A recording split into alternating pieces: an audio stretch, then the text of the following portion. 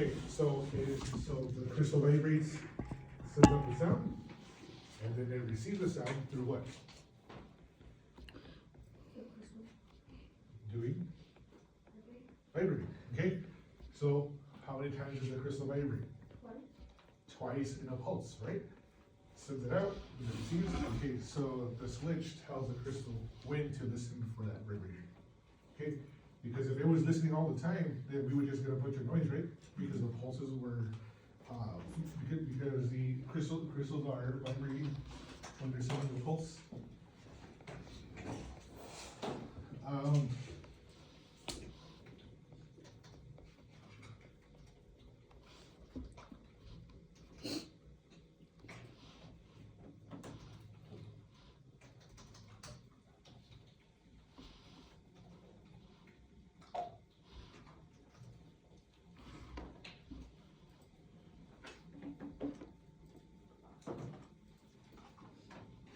Sorry, just pulling up the PowerPoint.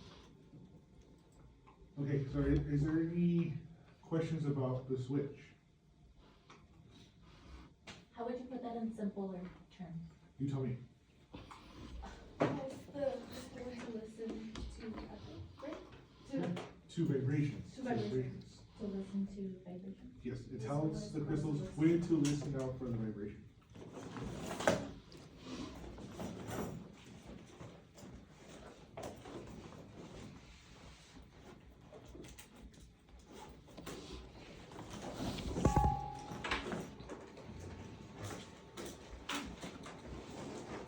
So here I put a little diagram of the switch. Okay, so this is an old transducer.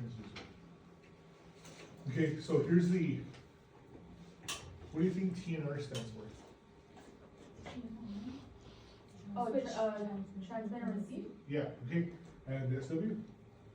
Sandwich. You see sandwich? Exactly. Oh, no. Okay, so this is the switch. Okay, so this is a transmit receive switch. Okay, so as you can see here, the information goes back through this same line, but first it goes through the switch if it's a vibration that happens upon reception and not transmission. Okay? I wonder what opposite is. The delivery is? Maybe the thyroid? A little bit of the thyroid? Okay, so the receiver. What is a receiver? What do you guys think the receiver is? Okay, but where is the receiver? The crystals are? Where are the crystals? Transducer? In the transducer, yes. Okay, so the receiver prepares the information contained in minuscule echoes for eventual display on the system's monitor. Okay, you get this minuscule. You guys know what minuscule means? Tiny. Like the chances of everybody making it through the rest of the program are great. Okay, Wow. they're great. Okay. Okay, but minuscule means small, right? Okay. So, how do you think we see those minuscule echoes?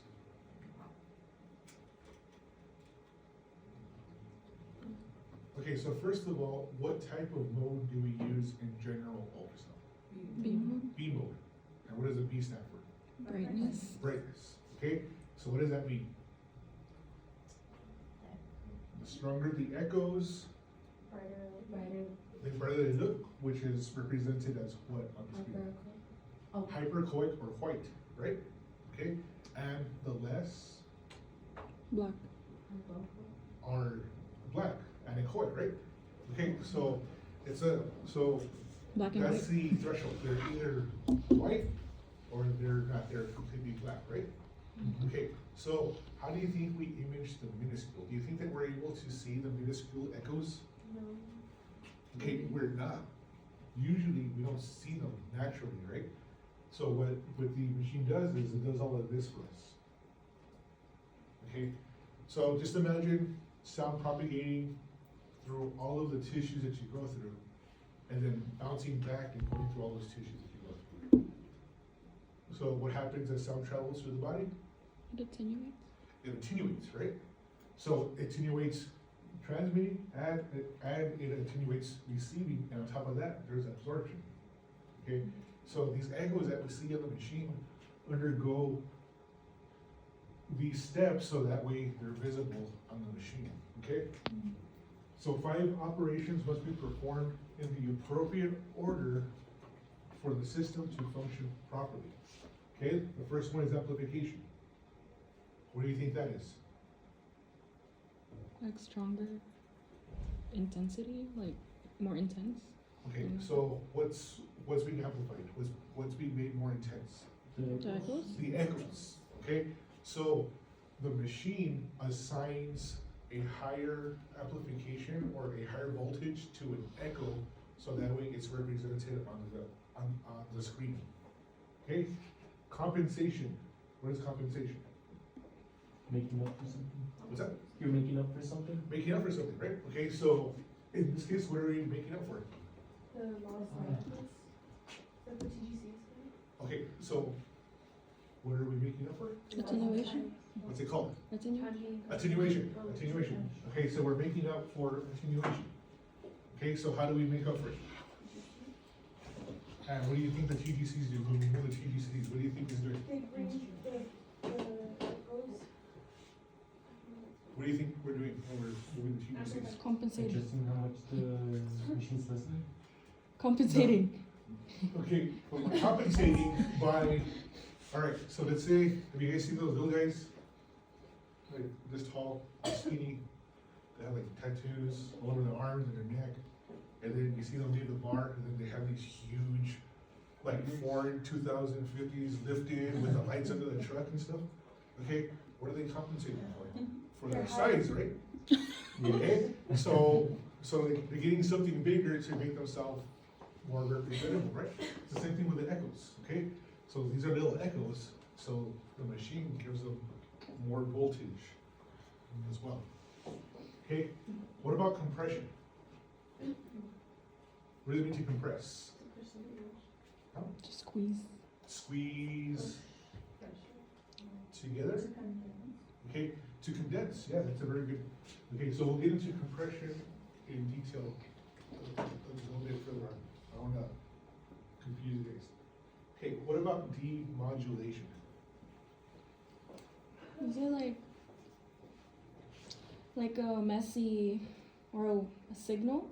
Then the ultrasound kind of like shapes it into, I don't know.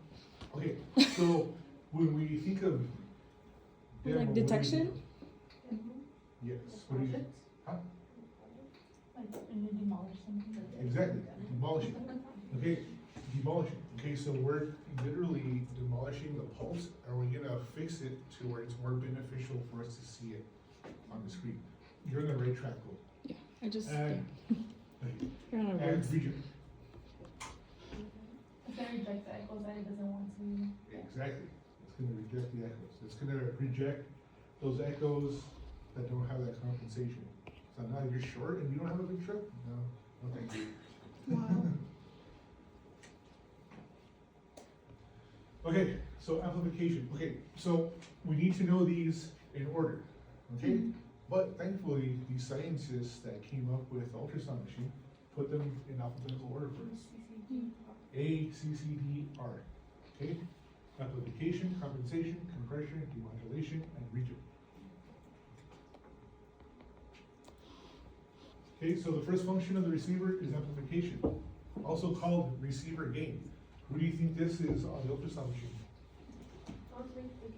The game button. The gain knob, okay? On the machine, that knob where the B is at, that's a receiver gain, okay? So does the receiver gain amplify the pulses or the echoes? Echoes, okay? Remember, echoes. We are not giving the patient more intensity into the body. We're only making the echoes more intense once they get to the machine. Does everybody understand that? Yes. This happens upon reception, right? What else can we call the receive time? What's the other term for the receive time in a pulse? Listening. Listening time? What else? off time, okay? Off time, receive time, okay, they all mean the same thing on the echoes, okay? So the electronic signal returning from the transducer is made larger. Each signal undergoes an equal amount of amplification.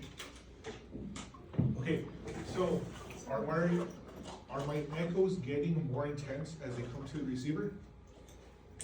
No, No. because it attenuates. Right? Yes, alright, so the echoes themselves are not more intense, okay? The information is intensified that the machine gets, okay? Not the echoes themselves. Okay, does everybody understand that? Because we can't make something magically bigger by itself, right? Because of conservation, right? We can't just create energy out of nowhere. So we're intensifying the information that the machine gets from the echo, not the echo itself. So the entire image is made brighter or darker when adjusted, okay? So turning the knob to the right increases the echogenicity, right? It makes it brighter. Turning the knob to the left makes it darker, right? Does everybody understand that? How the receiver, or sorry, how the gain knob works? Yes? Yes. Andrea? Oh, I was reading something, Oh, okay. because it's talking, or I'm looking at something that talks about Alara, Oh, yes, and then increasing receiver gain, yes. so does that, Don't get ahead. oh, Stay with us, please.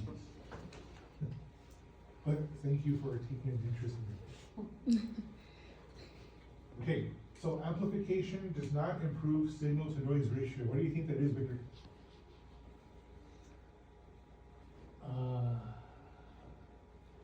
I have no idea. Gold? Wait, Oh, sorry. no, go ahead. gold- No, gold it's okay. ratio. No, go ahead. Okay. Nayeli? I think it's because, oh my god, I can't say that word, amplification is for the echoes, not for the pulses, like you said. Okay, so what does increasing the pulses do? Oh, eliminates the sound. Not the sound, the noise. The noise. The noise, right? Okay, so it increases our signal to noise ratio, right? Mm-hmm. We want more signal, because signal is information that we want. The noise is everything else that we don't want, right? Okay, so yes, increasing the power will increase the signal to noise ratio. But are we increasing power here? No. No, we're just increasing the data that the machine got from the echoes. Okay, so that's why it does not improve signal to noise ratio. So if we have poor signal to noise ratio and we apply more amplification by turning the knob to the right, all it's doing is gonna make the noise brighter. Okay, it's still gonna be a poor signal to noise ratio, it's just gonna make the noise brighter or darker, okay? Does everybody understand that? Yes. Okay, there's a difference between output power and receiver gain. Okay? Now, compensation. Compensation creates an image that is uniformly bright from top to bottom. Some ways attenuate as they travel without compensation. Every ultrasound image will get progressively darker with increasing depth. How do we increase our compensation with increasing depth? With the depth button. Hmm? With the depth button. TGCs. Who said TGCs? The TGCs. Do you guys know what TGC stands for? Time gain compensation. There it is, right there. Okay. So if two identical structures are located at different depths, the deeper one would appear darker. Why is that? Because it's deeper and it attenuates more. Compensation treats echoes differently depending upon the depth from which they arise. Okay, so the deeper the echo comes from, the darker it is. The more superficial, the less attenuation, the brighter it is. Okay, so how do we fix that? Okay, how? Moving the knobs. Okay, but how do we move? So to the right increases, to the left Decreases. decreases, okay? So if we have them all set to the middle, which side, or where would we move the TGCs to make it brighter? To the right, To the right, but top, middle, or bottom? depending on where you want. On the bottom, right? On the bottom, like if we're, let's say that we're trying to image the right above the liver. Okay, so we would increase it at the bottom to compensate for that attenuation, right? Do you guys know what the little knobs are called on the TVCs? No. Those are called potentiometers. Can you spell that? Potentiometers. Is it gonna be in a quiz? Can you spell that? Yes, right now, potentiometers, okay, so they have, huh? I don't know, maybe. How do you spell It's not even in the PowerPoint. it? Yeah, you're right.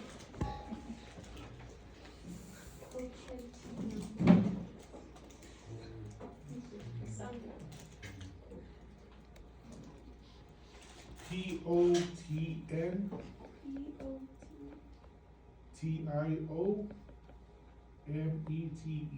Potentiometer. Potentiometer. You lost me on Say your name. Potentiometer. Potentio Meter. meter. Meter? Yeah, METR. Meter?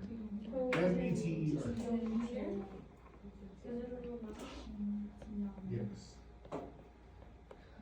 Yeah, that's what it is. Potentiometer. Okay, so compensation is also known as TGC, which is what?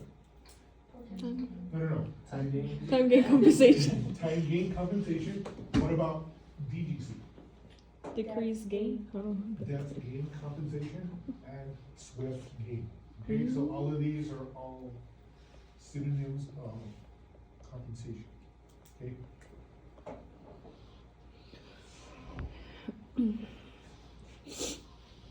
All right, so here we have the anatomy of a TDC curve. Okay, you need to know these areas, okay? We have the near gain and we have the far gain. Okay, so this is depth, okay?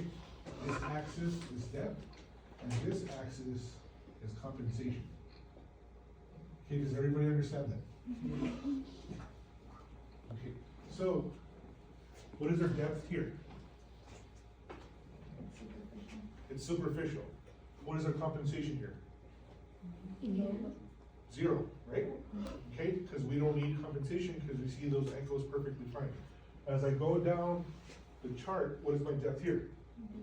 D. Okay, and what is my compensation? High.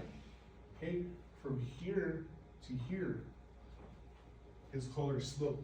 So our TGCs should never be set where 3 are like this and then 3 are like this.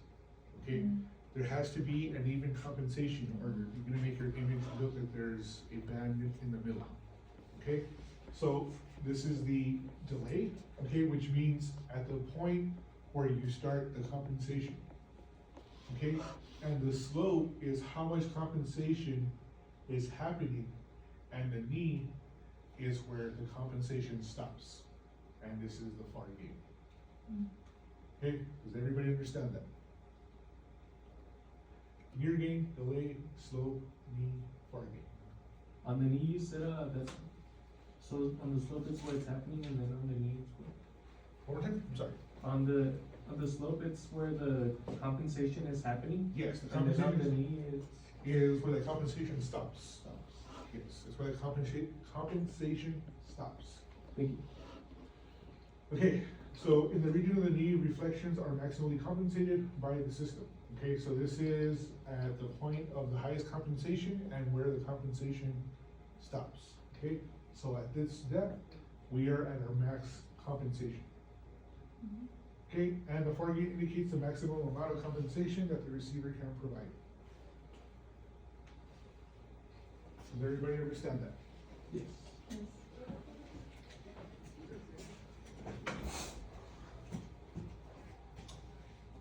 Okay, compression. Compression alters the grayscale mapping of an ultrasonic image.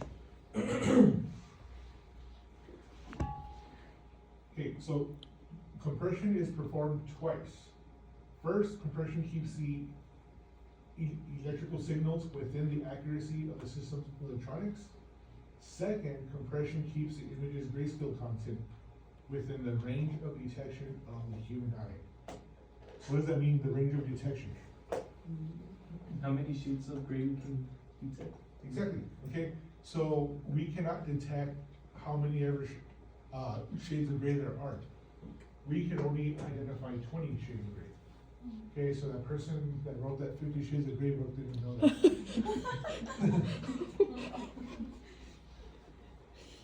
Oh, and by the way, that, those jeans and shirt, they don't work.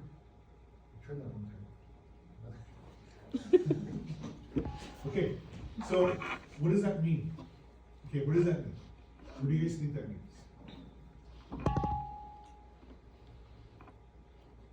Like distinguishing the 20 shades of green? It's not distinguishing them. Okay, so if I gave you, if I said you have choices between 1 and 100, how many choices do you have? 100. You have 100 choices. Okay, so is it easy for you to decide between 100 choices No. what to pick? No. No, right? Okay, what if I told you? Okay, so we have from 1 to 100 choices, right? Which equals 100 choices. How do we make our choices smaller? By making it maybe like just even numbers or odd numbers. Exactly. Start specifying. Exactly, okay, so we give it a limit, okay? So in this case, I'm gonna put them by tens, okay? So from 1 to 10, from 11 to 20, from 21 to 30, 30, oh, sorry, I can oh yeah, that's right, 30, 40, so on and so forth, right? So 50, 60, 70, 80, 90, and 100, right? Okay, so these are subcategories. Okay, so how many categories do we have to choose from now? 10. 10, right? Okay, so is it easier to pick from this category than this category? Yes. Yes. Okay, so what the machine does is it puts our 100 choices into subcategories of 10. Okay, but it puts them into categories by shades of gray. Okay, so we can have a high compensation, which means that we're going to compress those choices into smaller categories, or we could have a low compression, which means that we're gonna have more shades of gray to choose from. Okay, does that make sense? Yes? Yes. Cool. Mm-hmm, yeah. Wait, one more thing. Okay, so what compression does is it assigns all of these possible shades of gray, right? Okay, so let's say that we have 20 shades of gray to work with. It's gonna put them into subcategories of, let's say, 5. Okay, so how many categories do we have to choose from? 4. 4. 4, okay, so now we have 4 categories. So that means that the shades of gray between 1 and 5 will be placed into category A. So let's do this. Okay, so we have from 1 to 20, right? So 1 to 20. So from 1 to 19, 20, 29.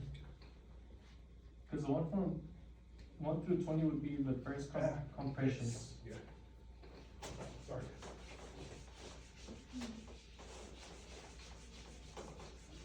Sometimes I get confused. 1 to 5, 6 to 10, 11 to 15, something like that, right? And then 16 to 20.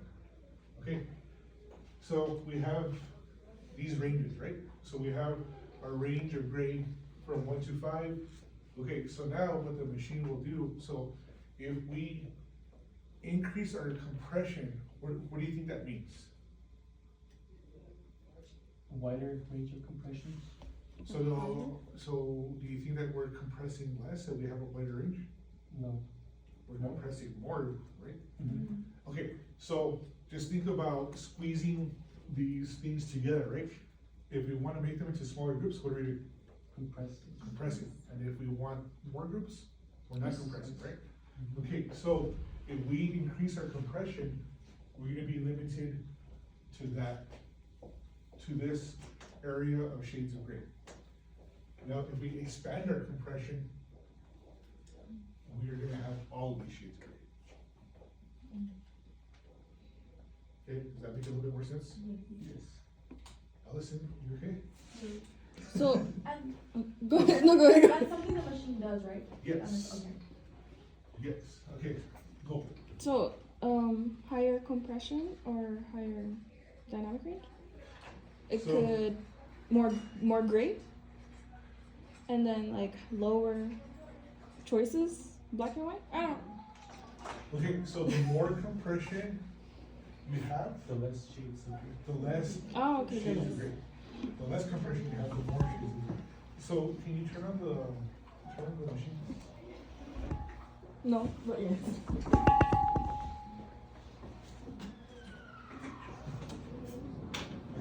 I just wanted to hear the noise. You turn it off. No, I'm good. I'm just kidding. Yeah, so we're gonna do the compression.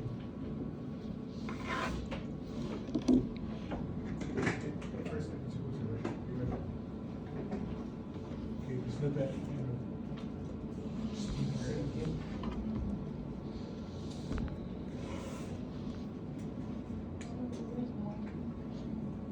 Yeah, so like the more compression is less shades because you're like blending the line numbers. And so the The fact that you have that in your you're back like, comes like I feel like the laser here, right? That's the Compression hard is like to more, less is options, but if you have less compression, it's more options. So like in the PowerPoint slide, it says the first compression keeps the signals within the average of the system's electronics, so it's like 100, I guess. But then the second one is like, compression keeps and damage ratio from concept.